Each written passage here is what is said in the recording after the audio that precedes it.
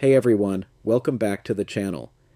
In this quick tutorial, I'll show you how to install the OKX cryptocurrency exchange app on your Mac in just a few easy steps. Let's get started.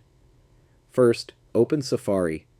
You can do this by clicking the Safari icon in your dock or by using Spotlight Search. To open Spotlight, press Command plus space on your keyboard, type Safari, and then hit Enter. Once Safari is open, go to OKX.com. That's the official OKX website. Always make sure you're using the verified site to keep your account safe. Next, look at the top of your screen and click on File in the menu bar. From the drop-down menu, choose Add to Dock. A small window will pop up. You can rename it if you'd like, but I'll just leave it as OKX. Now click Add. You'll see the OKX icon appear right in your dock. Here's the best part.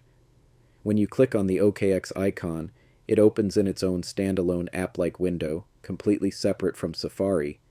You can even close Safari, and OKX will stay open, just like a regular Mac application. And that's it. You've successfully installed OKX on your Mac as a standalone web app.